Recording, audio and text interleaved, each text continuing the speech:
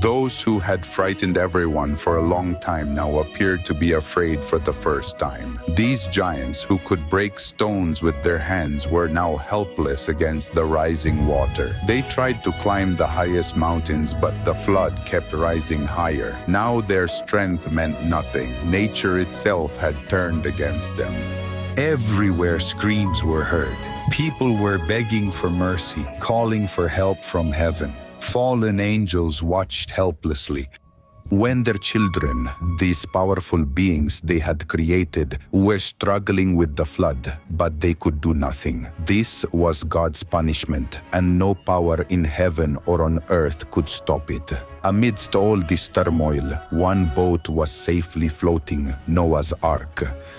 Imagine that you are on that boat, hearing the sound of the storm outside, and the waves shaking you like a toy. Inside were the same humans and animals who would survive this worldwide cleansing.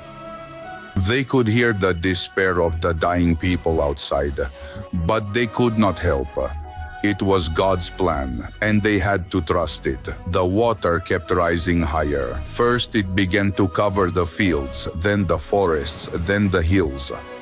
Even the highest mountains disappeared beneath the endless waves. The Nephilim, those mighty giants who once seemed invincible, now became just another thing swept away by the flood. Their incredible strength could not save them from drowning. The fallen angels could only watch from their chains. While everything they had created, the people they loved, all disappeared submerged in water.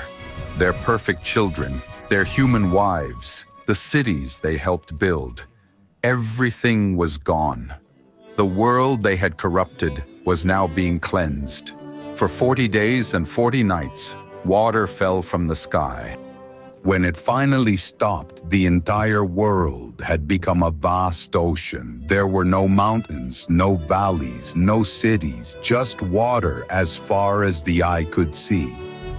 The only sign of life was Noah's Ark, floating alone in that endless sea. As the water gradually began to recede, a completely different world appeared. Everything created by the Nephilim was gone. It seemed as if a big reset button had been pressed on Earth. But for some, especially the wives of the fallen angels, an even worse punishment was about to begin.